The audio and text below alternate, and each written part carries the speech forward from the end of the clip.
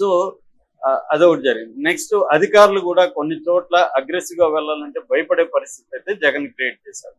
So ఇది ఒక రకంగా జగన్ కి ప్లస్ అయింది.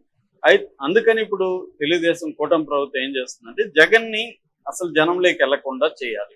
అందుకని ఏం చేశారు, సింగయ్య అమృతి మీద పెద్ద గొడవ చేసి అదొక ఫేక్ వీడియో తీసుకొచ్చి అది చేశారు. ఇప్పుడు అది కోర్టులో ఉంది. దాని మీద జగన్ కి ఫేవర్ గానే ఉంది ఇప్పటి వరకు చూస్తే.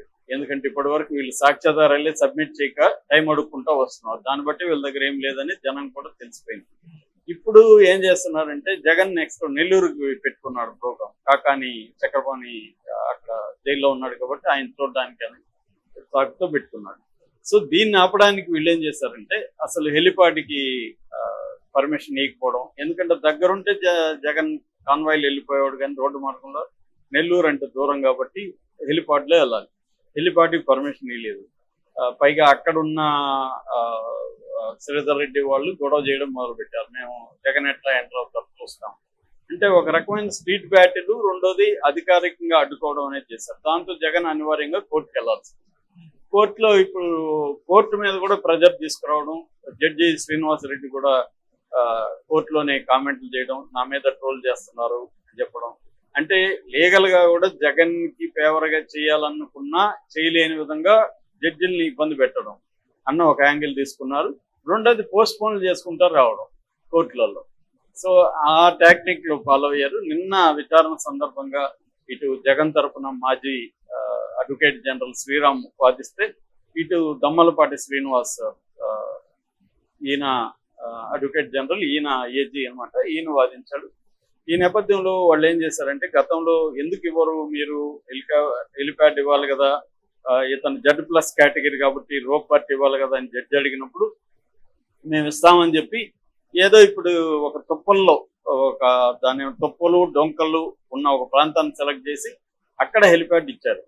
సో అదే శ్రీరాము చెప్పాడు కోర్టులో, సార్ ఇది ఒక తుప్పలు రప్పలు రాళ్ళు రప్పలు ఉన్నది ఇంట్లో ఇచ్చారు, ఇక్కడ మనుషులు నడవడానికి కూడా కుదరదు, దానంతా క్లీన్ చేయాలంటే 4-5 రోజులు పడుతుంది అని చెప్పారు. మరి అట్లాంటిది ఎందుకు ఇచ్చారు అని జడ్జి అడిగినప్పుడు మేము మళ్ళీ దీని మీద రియాక్ట్ అవ్వడానికి మాకు టైం కావాలి అని అడిగారు. దాంతో జూలై 9కి పోస్ట్ పోన్. 9లో కూడా మళ్ళీ ఏదో కథ చెప్పి పోస్ట్ పోన్ చేయి.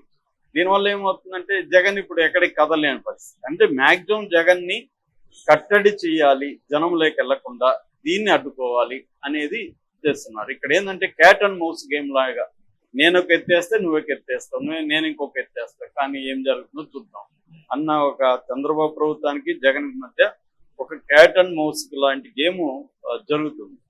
సో జగన్ ఏమో జనంలోకి వెళ్ళి ఆల్రెడీ ఒక ప్రోగ్రామ్ కూడా పెట్టారు, రికాలింగ్ మేనిఫెస్టో అని. అంటే మేనిఫెస్టోని అమలు చేయట్లేదు, దీన్ని వెనక్కి తీసుకోండి అనే ఒక ప్రోగ్రామ్ జనంలోకి తీసుకెళ్లాలంటే ఎక్కడికక్కడ జనంలోకి వెళ్ళాలి. వెళ్లకుండా అడ్డుపడితే వీళ్ళు వెళ్ళలేరు కాబట్టి ఈ ప్రోగ్రామ్ ని నీరుగార్చాలనేది ప్రభుత్వం ముందున్న ఇది. ఎందుకంటే వీళ్ళు చెప్పిన పథకాలు ఇవ్వలేరు కాబట్టి ఈ పథకాలు ఇవ్వలేదని జనంలో వెళ్ళి ఉద్యమాలు చేయడాన్ని ఆపాలి.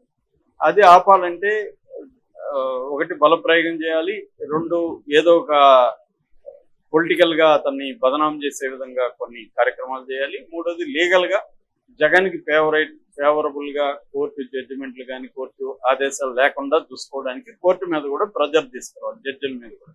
ఈ స్ట్రాటజీని తెలుగుదేశం అమలు చేస్తుంది.